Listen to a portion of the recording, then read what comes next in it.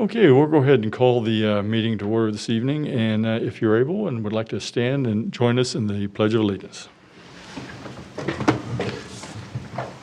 pledge allegiance to the flag of the United States of America and to the republic for which it stands, one nation, under God, indivisible, with liberty and justice for all. Thank you. Madam Clerk, would you call roll, please? Mayor Sissom? Don't think he's in the I'm audience. sorry. Mayor, are you out there anywhere? I don't see him, but okay. Oh, boy. I know. It's I been didn't think I'd been recalled yet. 4 but, months. I okay. apologize. Mayor Pape. I'm here. Old habits. Councilmember Shavetta. Here. Councilmember Hands. I'm here. Councilmember Caldwell. Here. Councilmember Leahy. Here. Councilmember Neal. Councilmember Ryder. Here. Councilmember Silvers. Here. Councilmember Yodrich. Here. Thank you, Madam Clerk. Before we go on, I don't know if anyone else has seen or the news, but Prairie Village has a sister city over in Ukraine. I think it was Dolyina, or I don't know how the correct pronunciation of that is. But it brings us, how close that is, that somebody close to us in Johnson County also had a sister city there over in Ukraine. And as such, it reminds us that freedom is not free, and that any time, obviously, a country could be tried to be taken over by another, and a lot of deaths could actually occur as a result of that. Just as in light of the situation in Russia and Ukraine, if we could just take a moment of silence just to recognize those people that are there.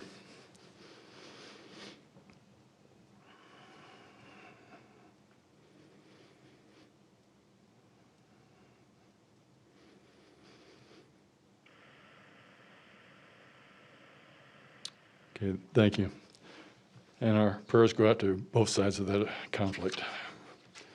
The next thing on the agenda is our public items. Members of the public are encouraged to use this time to make comments about matters that do not appear on the agenda. Comments about items on the regular agenda will be taken as each item is considered.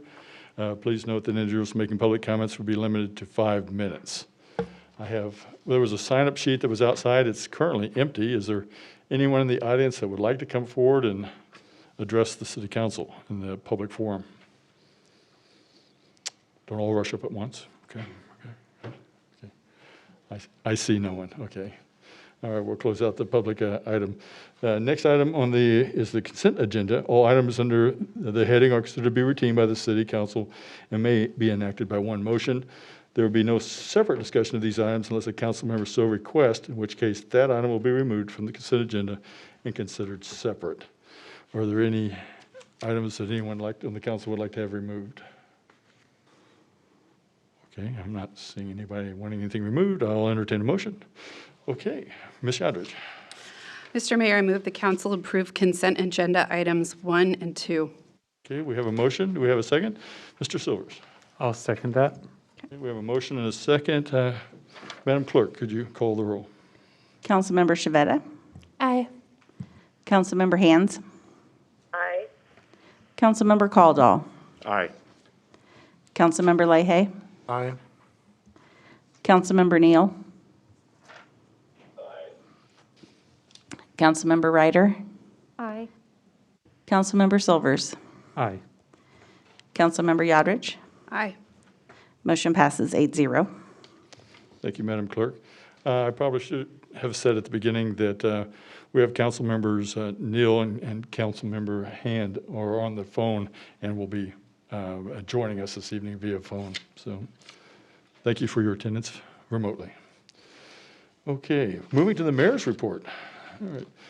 The first item on our list for the mayor's report is confirm the appointment of Laura Sagan to the Parks and Recreation Advisory Board for the term expiring December 31st, 2023. Now, Laura is in the audience if anybody would like to meet her. And would you like to say anything, Laura? You're welcome to come to the podium. And yeah.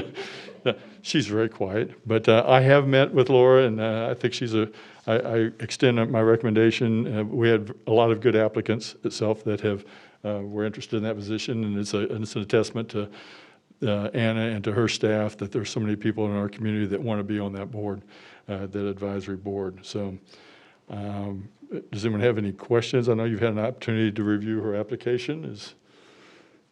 If there are no questions for Laura or for me, I would entertain a motion. Okay, Ms. Yadrich.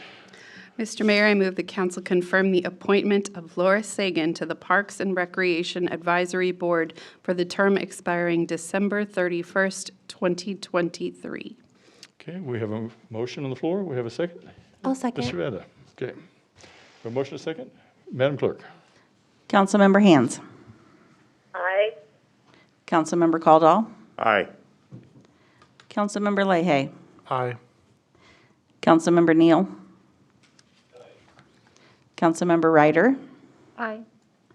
Councilmember Silvers. Aye. Councilmember Yadrich. Aye. Councilmember Shavetta. Aye. Motion passes 8-0. Well, welcome aboard, Laura. Okay. Thank you for your interest. I'm sure you do a fine job.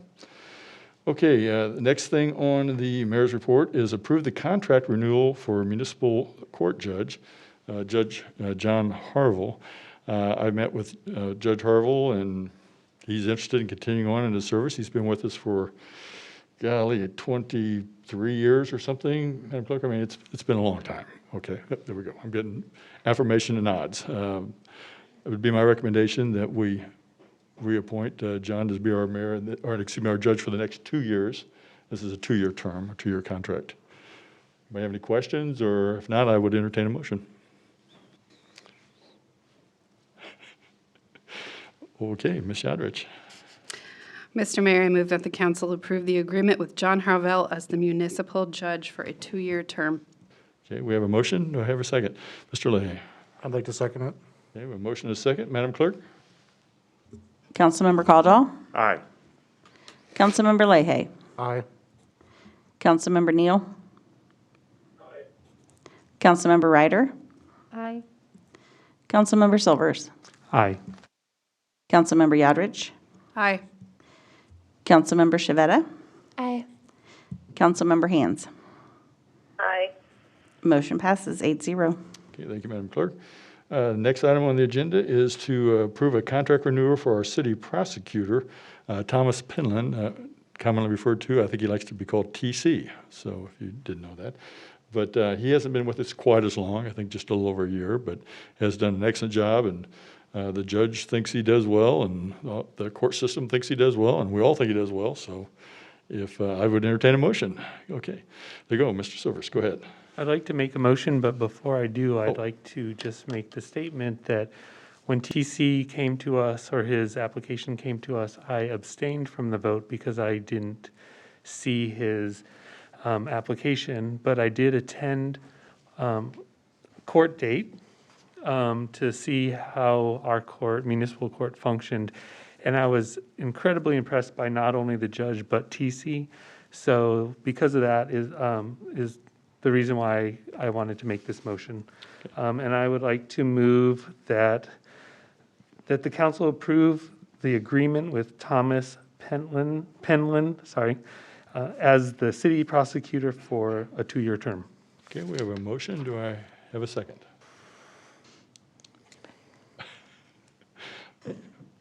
Okay. Okay, Ms. Ryder, we'll let you second that one. I second. We have a motion and a second. Madam Clerk? Councilmember Leahy. Aye. Councilmember Neal. Councilmember Ryder. Aye. Councilmember Silvers. Aye. Councilmember Yadrich. Aye. Councilmember Shavetta. Aye. Councilmember Hands. Aye. Councilmember Caldwell. Aye. Motion passes 8-0. Okay, thank you, Madam Clerk. Our next item on the agenda is a memo of understanding to add a second co-responder. I think Chief McLaughlin is going to come up and address this and tell us why we need a second one. Good evening, Mayor, Council. The first thing we're going to do is I'm going to invite Jen Melby up, who was our co-responder until she got promoted away from us. I don't hold any grudges about that. God bless her.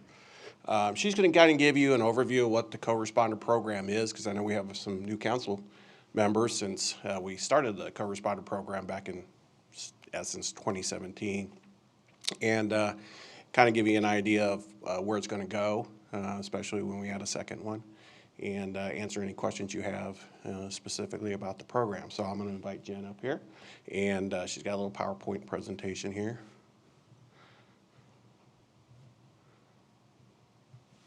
Let's see. How do I make, let's go over there. There we go.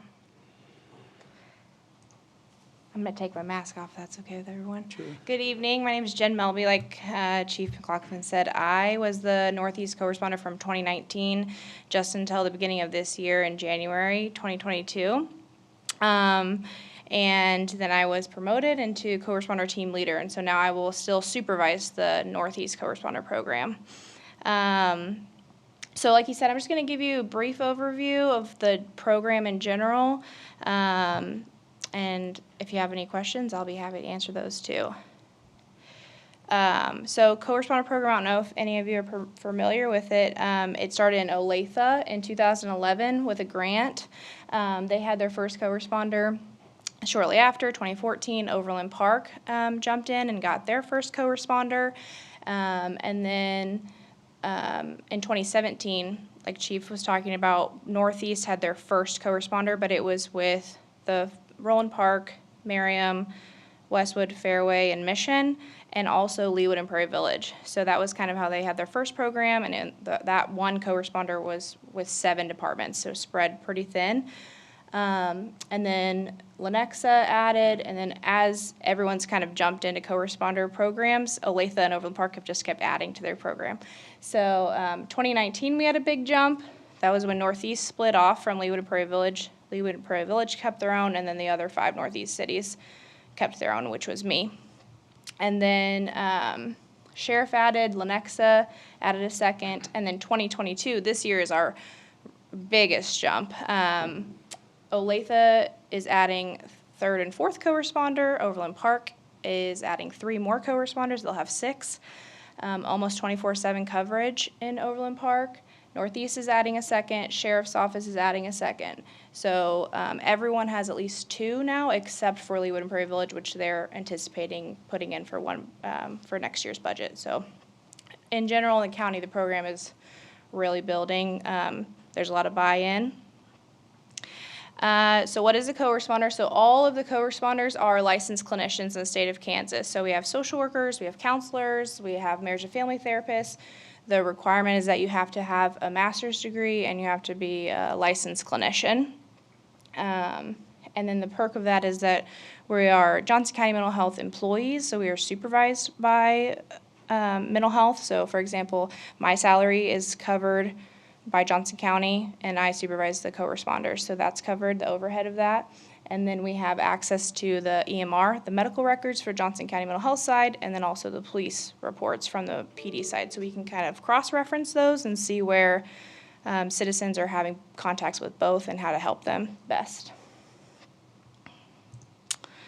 Our primary role is to respond to 911 calls with police when we are working in service. So we have a radio like the officers, we're dispatched like the officers, we're in the PD, so they know where we're at when they want to come find us.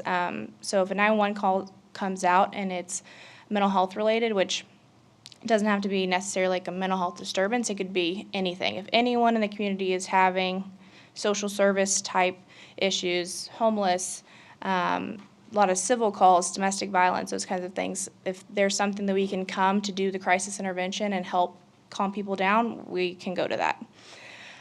We also review police reports. So when we're not in service, the officers can link the reports to us so that we can review what happened when we weren't there, and then we conduct the follow-up. And so the follow-up is really a big piece of of this is we are getting the people that are not connected to therapy services. If they're homeless, getting them connected to homeless case managers. If they need Medicaid, we're helping them apply for Medicaid.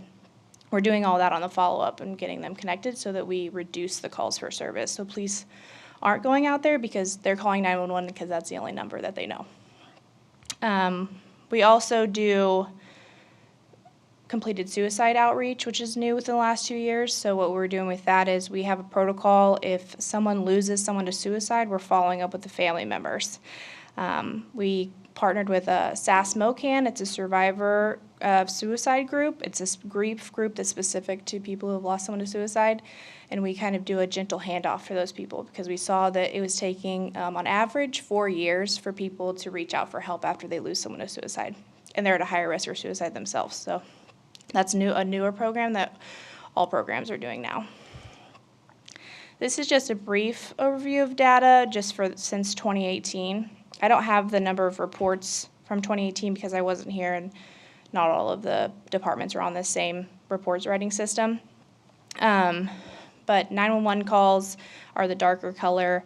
The outreach is the bright red, and then the brownish color is the number of reports that are marked mental health. And so we've seen a big jump from 2018 to 2019, and that was mainly because of the availability from the co-responder, and that's what we're kind of anticipating with the second co-responder is the 911 calls only reflect what I was here for. So if someone's here twice the amount of time, there's probably going to be twice the amount of 911 calls because they're available to go for coverage reasons. Same with follow-up. Right now we're having to kind of prioritize severity of calls. And so if you're maybe not considered like a high-risk client, you're going to get bumped further down to the outreach list. And someone who maybe had a suicide attempt, they're going to be higher up. And so the follow-up, if you're not high risk, it might get pushed. So that's also one of the goals for additional co-responder. So luckily we have hired 2 co-responders. We filled my position. We'll have a daytime position, Andy Massey. He'll be Monday through Friday, 8 to 4. Krista Walker will be Sunday through Thursday, 3 p.m. to 11. So Saturdays will be the only days that we don't have any co-responder coverage at all. Goals, more follow-up, like I said. Services, we're going to look towards getting more involvement with the court system. That's something that we're piloting in Shawnee. They're doing a mental health docket, and so getting connected ahead of the courts and seeing if that we can keep people out of the court system if it's basic needs, a lot of hoarding situations, domestic violence follow-ups. We're also looking at, like we do for the suicide follow-up, doing overdose follow-up, following up with families after they lose someone to overdose. So yeah, that was a lot of information. I don't know if anyone has any questions. Yeah, go ahead. When you decided on those time frames for the overlap, and there was nothing on Saturday, was that because of the call load of typically, it seems like Saturday would be a big day, but I see we're not going to have one on Saturdays. How did you pick Sunday through Thursday and then Monday through Friday? Yeah, so we wanted to get evening times, and then we also had to consider recruitment, trying to get somebody. So getting someone from Sunday through Thursday was easier to get someone to come work on Saturday. Also, you'd be surprised that Saturday is not that big of a higher day, and usually alcohol is involved, and it's not as much mental health as it is maybe alcohol-induced, but we're still doing that follow-up on the back end. But yeah, but call times definitely, Sundays are actually our busiest day. I thought that may be the case. I have one second question. Yeah. In police and fire, we had a mutual aid agreement. Do we have something similar with our co-responders in the sense that even though, we have certain cities, obviously, that you respond to automatically as part of your contract, but if somebody outside the city needed a co-responder and when you are available, do we have that ability for you to go outside of our city? So right now we tend not to do that just because of the memorandum of understanding is just for the cities that I serve. And so I'm only working with the officers that are part of that MOU. So for example, if there's been a couple times where maybe Shawnee was blacked out and Merriam officers responded to a call in Shawnee, I can go with Merriam officers to Shawnee, but I'm not going to respond to a call with Shawnee officers that I'm not familiar with, and it comes down to safety, really, like different policies and protocols, and that kind of thing. But that has been a question that's been asked as the program grows, what that looks like with the coverage and if it's more of like a county program versus the cities. So I know that they've looked into that, but yeah. Right now, no. That's all I had. Any other council members have questions? Okay, Ms. Shavetta. Sorry, new council member here. Just thinking about, as you were talking, like going on calls, are you in plain clothes when you go on calls, or are you uniformed too? So we are like dressed down uniform. We have a polo and then tactical pants, no vests or anything like that, and just a badge. So I was just curious. yeah. Thank you. Yeah. Olathe, they don't wear the tactical pants. They just wear black pants.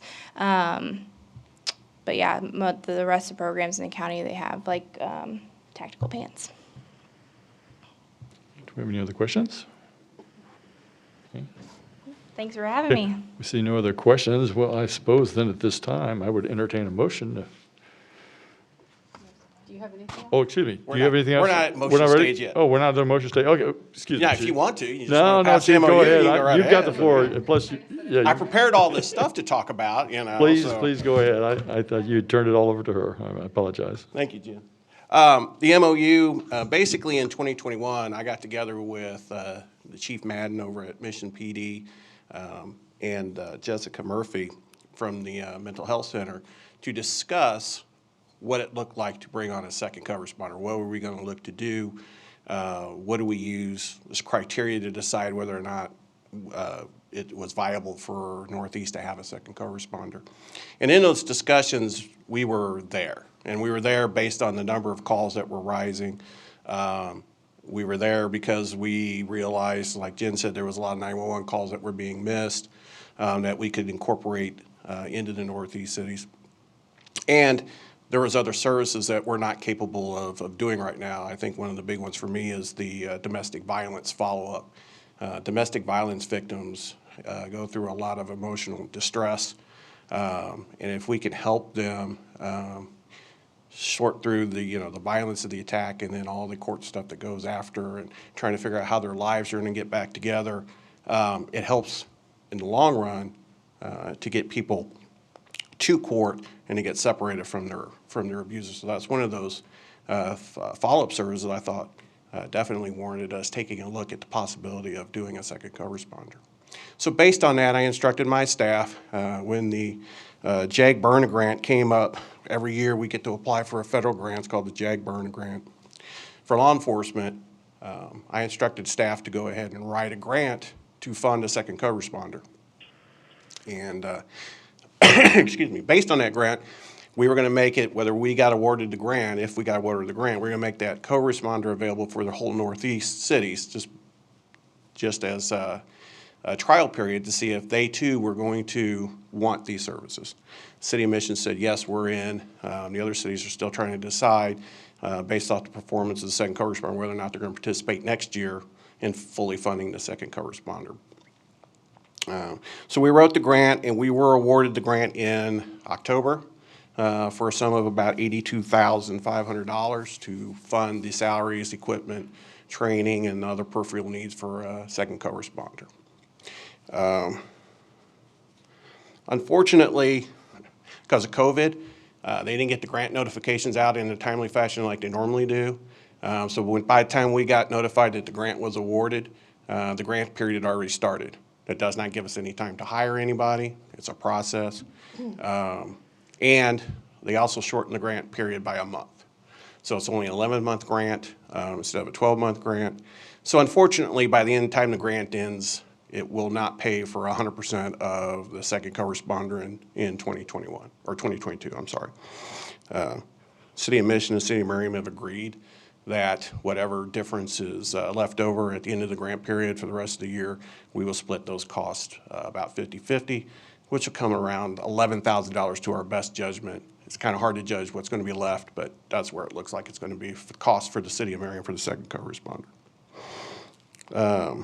We will start negotiations with the other cities for next year, how we're going to fund that second co-responder outside the grant. We also have the opportunity to rewrite the grant to at very least try to capture that 6 months of grant funding that we missed in this year. We've already received permission from the grant authority to do that. There's no guarantee we're going to receive it, but at least we got permission to rewrite it. So we're looking at those possibilities as well. That is basically the MOU for the second corresponder. The MOU itself didn't really change very much from the previous one we had. We just added the ability to hire the second one. Any questions? Any questions for the chief? Okay, Mr. Caldwell, go ahead. Yes, so we've got grants taking us for the most part through 2022. Correct. We get into 2023, will that be a budget issue that we will need to deal with? It will always be a budget issue. However, the city in its foresight budgeted Yeah, more than enough money to cover our portion of both co-responders, even if 2 or 3 of the other Northeast cities don't participate.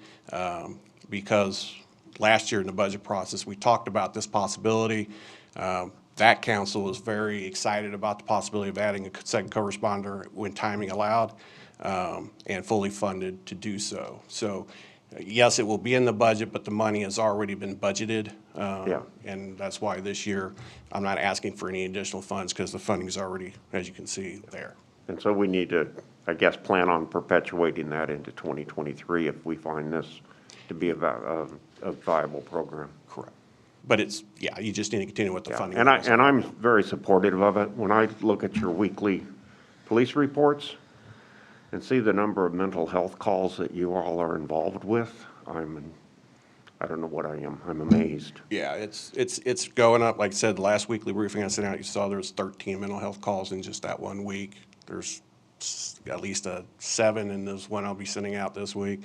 So yeah, it's definitely a need. And like I said, it's hard for people to get mental health services, and anything we can do to help them on the front end, because unfortunately right now, outside the co-responders being embedded with us, we're it. Law enforcement is the primary first contact with most mental health crisis issues. So we need to help, and this is great that the city has stepped up and funded the co-responder program. This is probably one of those things in my 33 years of law enforcement that I think has been the most impactful from all the new things that have come through. So I'm very excited about this program, and I'm very humbled by the fact that the city has always stepped up and saw the value in this and has funded it. So. Yeah, Mr. Silvers, go ahead. Chief, could you briefly explain how the cities share this service, since it sounds like they're housed in a police station?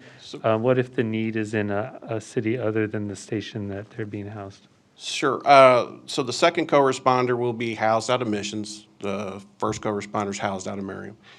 They have a police radio and they have a car. The car is funded through a lease through as part of their salary or part of their expenses. If, say, the co-responder that's working is at Merriam and a call comes out for Roland Park, they hear it on the radio, they get in their car and they drive to Roland Park and meet the officers on the scene. Okay, thank you. Any other questions? I have one more, Chief.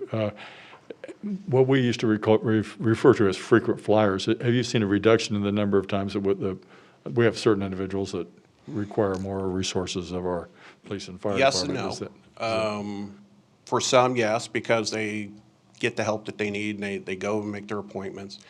For some, no. And unfortunately, one of our issues that we're having that can't be solved on this level is that there are no beds for long-term commitments. The state has reduced funding to Larned and to Osawatomie, which are our 2 only state hospitals that take long-term mental health patients. And so we do great, especially with the co-responders now on the front end of dealing with their crisis. And our problem is that the hospitals, Osawatomie, we're not getting any long-term help for them. They're just getting kicked back out to us. And so the ones that have to have the long-term care, we're not really seeing a lot of help because they're just not getting the long-term care that they need. So until the state does something on that level, but we are making a difference to those that aren't chronically ill and who need long-term help, that it is reducing their recidivism, because now they actually have access to help, and someone's help guiding them to where they need to go and how to seek out the available treatments that are there for them. Good, thank you. If there are no other questions for the chief, I would entertain a motion. Okay, go ahead, Ms. Thank you. Aldridge. Thank you, Chief. Thanks, Chief. Mr. Mayor, I move the council authorize the mayor to sign the Johnson County Mental Health Co-Responder Memorandum of Understanding. Okay, we have a motion, and Mr. Leahy. I second that. Okay, we have a motion, and a second. Madam Clerk. Councilmember Neal. Aye. Councilmember Ryder. Aye. Councilmember Silvers. Aye. Councilmember Yodridge. Aye. Councilmember Shavetta. Aye. Councilmember Hands. Aye, and I want to say, in addition to, I'm very pleased that we had the foresight, previous council, but I'm also very pleased to hear that the police department has pursued getting the grant. This is great. Councilmember Caldwell. Aye. Councilmember Leahy. Aye. Motion passes 8-0. Thank you, Madam Clerk. Well, that's the last of those individual items, but I do want to just mention the fact that I was able to attend my very first, but it was not the first, it was the 61st Mayor's Annual Prayer Breakfast that was hosted at Kansas City, Missouri. So there were at least 22 mayors that were there, and probably 500 people in the audience, and it was well attended, and we had a very good speaker, and I was glad to be able to represent the council in the city over there at that. So, the other thing that I've been asked to do is to remind everyone that we're going to be taking new pictures or retakes at the next council meeting. So please dress up, wear your good clothes, or well, you're not wearing good clothes now, but there will be the picture of all of us, and then right, yeah. But anyway, that will be coming up at our next council meeting as a reminder. So hopefully the two that aren't able get well and be sure and be here for the next meeting. So, okay, moving on.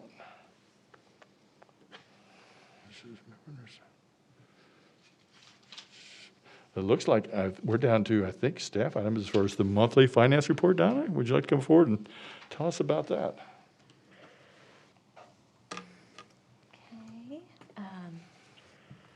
You should have received a copy of the finance report with your packet. One thing to make sure you understand and clarify, the sales tax numbers that are in there are actually for January through November sales, even though this is the January 22, we go back and put the sales in the right fiscal years. So sometimes that can be a little confusing. Sales tax, I say this every time, but they continue to be very good, very strong, and hopefully people will keep buying cars a little longer. With 1 month of data, expenditures are right where you would expect, and they're on target. So everything seems to be going well. I would love to answer any questions that you might have. Okay. Okay, you have no questions for Donna? We're getting ready to start the budget here fairly soon, so hopefully you've seen that Chris put out the budget goals and objectives, so. And those need to Look be forward turned to in by that. what date or time do we need our goals into? By Friday. By Friday. So, okay, All right, thank you. thank you. Okay, and it looks like we're moving on to the grant and building permit. Director Dyer.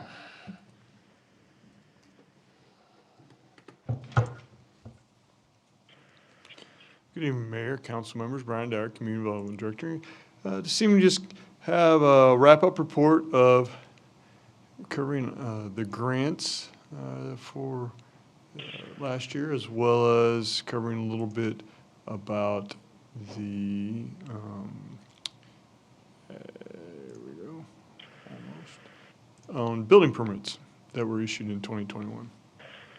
So, Again, for 2021, kind of run through how these various grant programs did, just as a little bit of an overview to remind everybody. For 2021, we had a historic downtown Merriam exterior improvement grant, which is a 20% reimbursement to businesses and property owners that wanted to do some improvements to the exterior of their business in our historic downtown. We had budgeted $50,000 for that.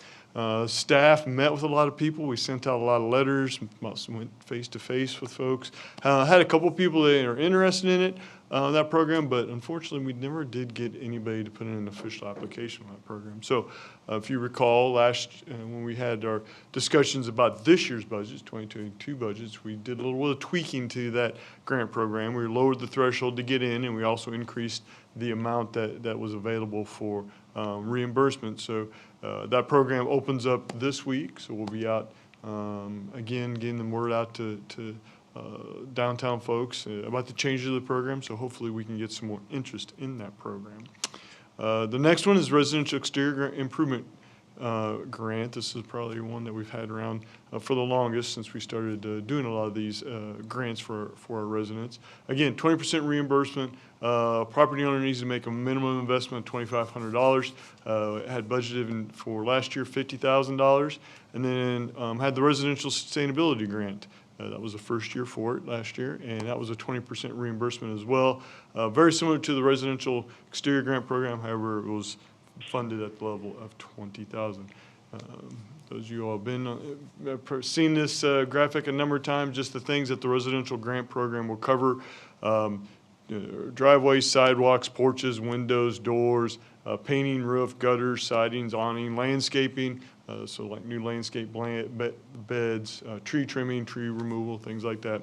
While I don't have it up here, the sustainability grant obviously will cover a lot of things like solar panels, energy efficient windows and doors, and we do use the standard that's within the building code to determine if those are energy efficient. So we do hold them to the building code standard for that, and then also do HVAC improvements as well with the sustainability grant. So here's the locations of the grants. The red dots are the residential and the green are sustainable. Again, pretty good spread throughout the city. Had a nice even coverage of the city on those grants. For the exterior grant, had 29 and I'll show you in the next graph, you'll see what I say. For 2021, we had 29 that we funded. A majority of those are for roof, siding, paint, and windows. Next highest was landscaping and drainage, followed by driveway work, and then we had an accessory structure that was funded through the program. Sustainability grant, not surprising, the number one thing folks did with that was windows, followed up by more efficient HVAC systems, solar panels, and insulation were the other two things that folks did with their money. So we did 42 homes last year, and that's kind of a little bit different if you added up the numbers I just went through, because we had 3 homes that we carried over from 2020 because of COVID. Obviously, the pandemic really impacted folks' ability to get contractors and things like that. So folks that are having difficulty with that in 2020, we just carried them over to 2021. We just carried over the amount that we had funded for them as well. So we still had $50,000 for everybody who applied in 2021. Those carryover people just brought over the money that we had allocated in 2022. So had a total of 55 applications. So obviously we had some folks that drop off, which is normal. Every year, folks come in the wintertime, have plans, and then for various reasons aren't able to go through with those plans, which is to be expected. Reimbursed a total of $76,000. Again, that's the carryover, that extra $6,000. Average reimbursement was $1,800. I think probably one of the most impressive things is this number, the total improvements that folks put into their homes in those two programs of $577,000. Average improvement amount was $9,300.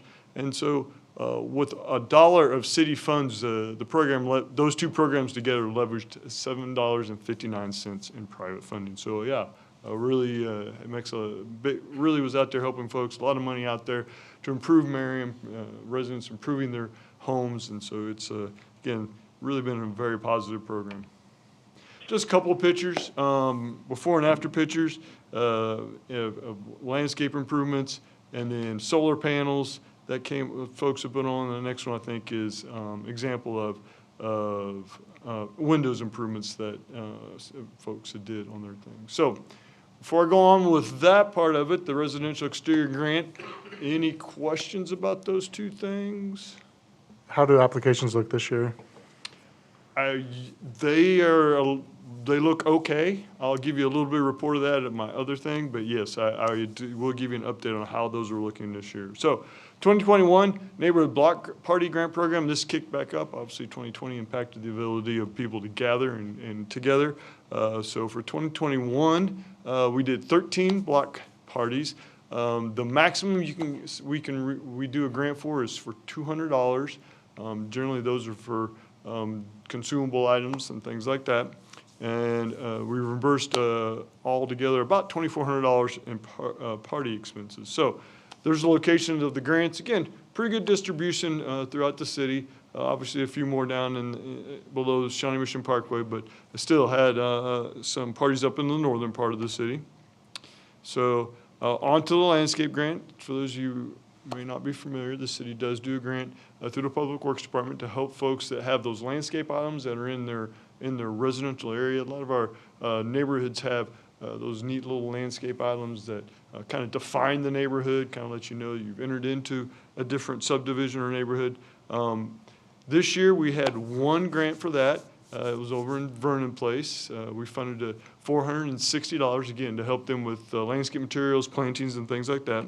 So it was the Vernon Street traffic circle. So there's a little example of what it looked like before and after. So going on to the building report. This is always an interesting part of it because there's really no rhyme or reason to the building permit report. As I always say every year, we may get lots of building permits, but not nearly as much in evaluation just because folks do lots of little jobs, or some years we get not as many building permits, yet we get some really large commercial projects that really bump up the evaluation that we have in the improvements that are being made. So this year was kind of no different. For this year, last year was kind of the same. We issued 504 building permits, which is the second largest number of permits that we've issued since we've been really tracking these things.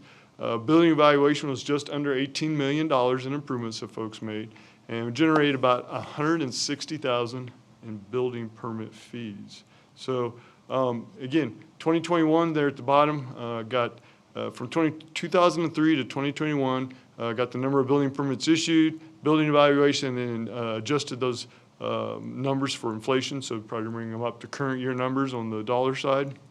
So again, 2021 was very similar to 2020 in building evaluation.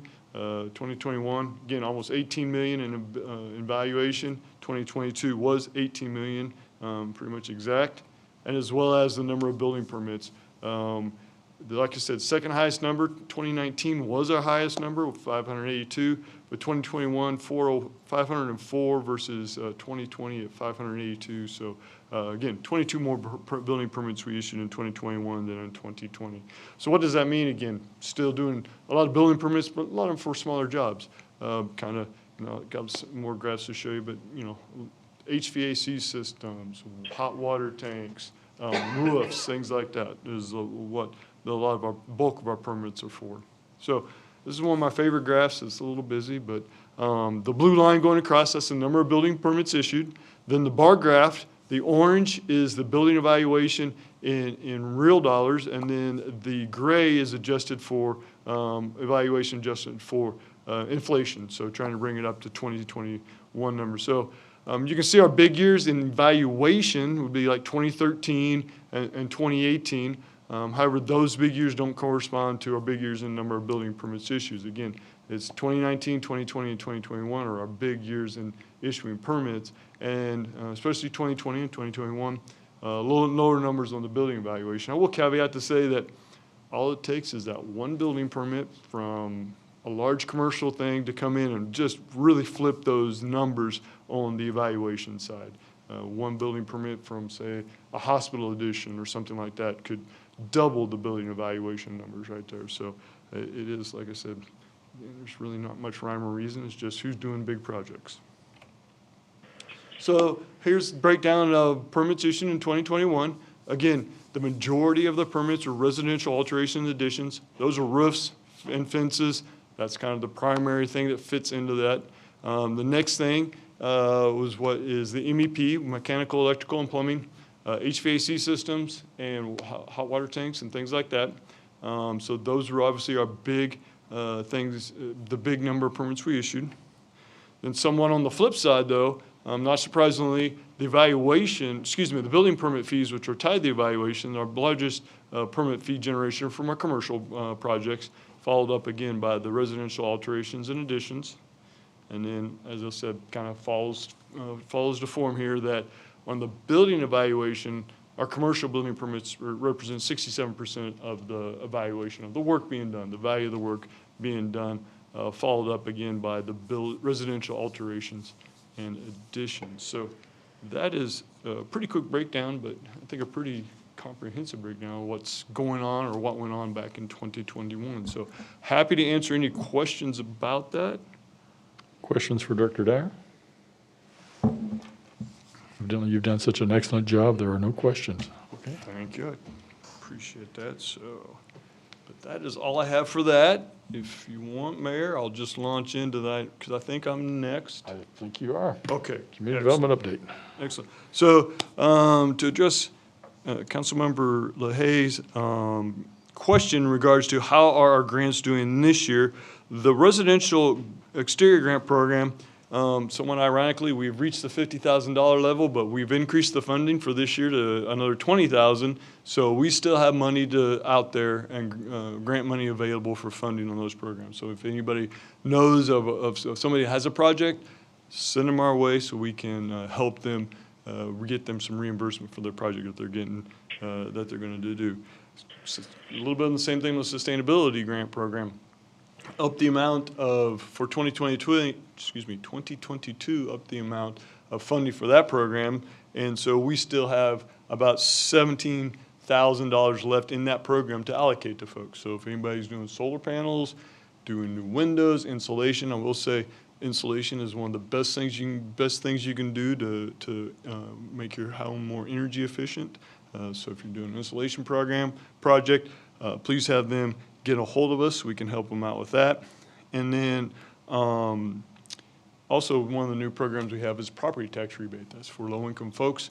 We rebate the portions of the city's portion of their property tax, and we're still looking for folks who are interested in that program. We've been sending out a number of letters to people that we know of that might fit in that program, and so if anybody has anybody that they know of, please send them our way, specifically the neighborhood services manager, David Easley. He's the person you need to contact. And I also would also mention, I forgot to mention at that last presentation, that David did and is out there meeting with the homeowners associations. Last year he attended, I believe it was 5 of their annual meetings, so he has been reaching out and making contact with the homeowners association. And he's also the person that is the primary contact for the majority of our grant programs. So the last thing on the grant program update, driveway grant, if you remember, that's another program the city's initiated to assist folks in repairing or fixing their driveway. Again, folks that have a need based upon income.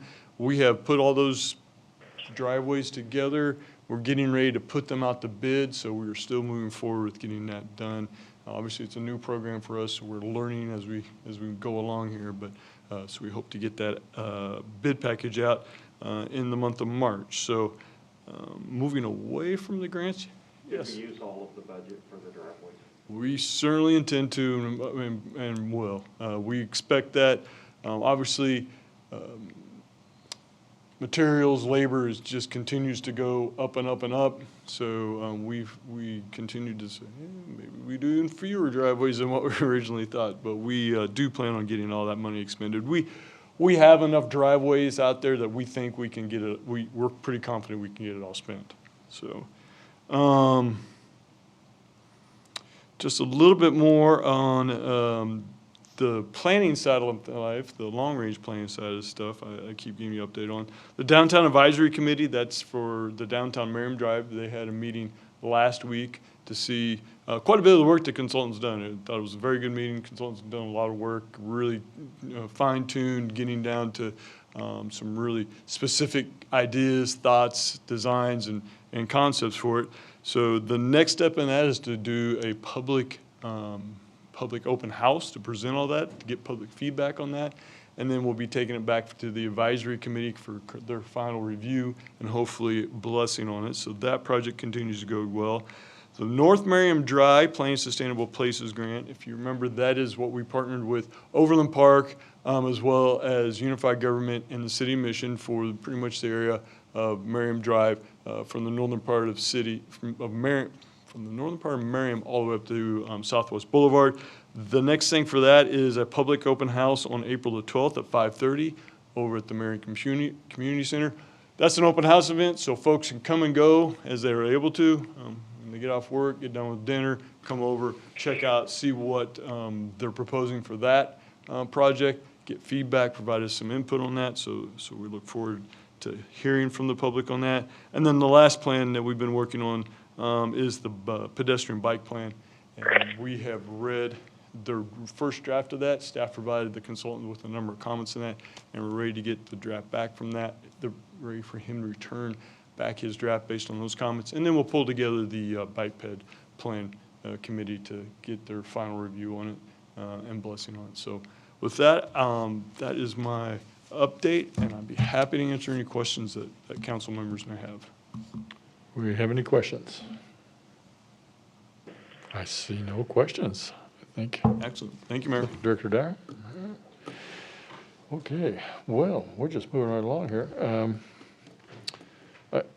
Before we move on to too much more business, because I don't think we should have Director McDonald come before us today, but I think we need to acknowledge the good job and please pass on our thanks from the council of the snow removal and the good job you guys did. So we appreciate all you guys do and the late hours you put in.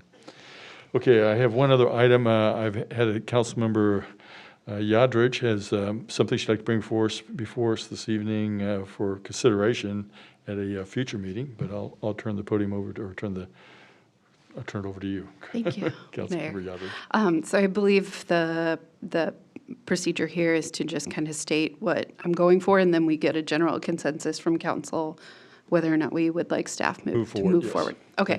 Thank you. So cities in Johnson County and the Core 4 are starting to pass ordinances that protect LGBTQ plus community from conversion therapy, which is any attempt to change a person's sexual orientation, gender identity, or gender expression. While it's destructive in general, it's particularly dangerous for LGBTQ plus youth. At least 14 states already protect the LGBTQ plus community from conversion therapy, as well as Kansas City, Missouri, Roland Park, Prairie Village, I believe Mission, and I'm not sure if KCK is there yet. So as a community committed to providing a safe place for everyone to live, work, and play, I believe it's our responsibility to protect members of the LGBT plus community who are members of our community as well from this dangerous practice. So I'm asking the council to support me in tasking the staff to research and draft an ordinance that prevents conversion therapy from being practiced at minimum for minors in the city. Okay.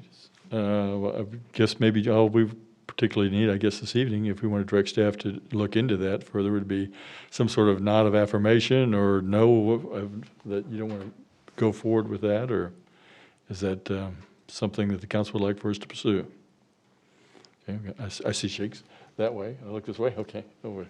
I think we have an affirmation that we would like to have staff maybe look into that, Ms. Jennifer Jones-Lacey, about seeing what's out there, what's current, and what maybe bring an ordinance forward in the future at another council meeting for us to discuss and potentially to vote on. And I do have multiple resources too that I can help direct you guys to, but I'm sure you're familiar. I'm sure you've worked with some of the other cities that have done them. So thank you, and thank you for your support, guys. Yeah, Would you like to whatever think- you have, if you can maybe send to Jennifer or to me, that'd be great, just so I can look at the total breadth of the knowledge, so. Yeah, absolutely. It's mostly examples from our neighbor cities, but there are a lot of other resources out there too that have been sent to me, so I can pass them along. Yeah, and if there's specifics that you want to focus on, because you had mentioned that maybe banning it specifically for minors or banning it overall, then let us know. We can be sure to make sure that's incorporated. And I would encourage any of the other council members that they have suggestions to pass on to staff, please do so shortly, and then they can take all of our information collectively and hopefully draft some sort of ordinance to bring back to us at a later date. So, thank you. Okay, let's see. Do we have any additional staff items, Ms. Jones-Lacey? None from me. You covered the basics, Mayor, already regarding the council goals and that being due to Donna this Friday. So hope you all have some very Friday. exciting goals to put forth. And they don't have to be, they can still be kind of loose in the general sense and work with them. You guys will help to Sure, kind of, absolutely. clean them up. So just get them in by Friday. That'd be great. Okay, we have no executive session this evening. Okay, well, geez, that takes me down to, if there's nothing else from the council that we need to talk about here, I would entertain a motion for adjournment. Okay, Ms. Shondrich. Mr. Mayor, I move that we adjourn. Okay, we have a motion to adjourn. Do I have a second? Mr. LaHaye. I second that. Okay, we'll call for it, Madam Clerk. All in favor to adjourn? Aye. Aye. Aye. Meeting's adjourned.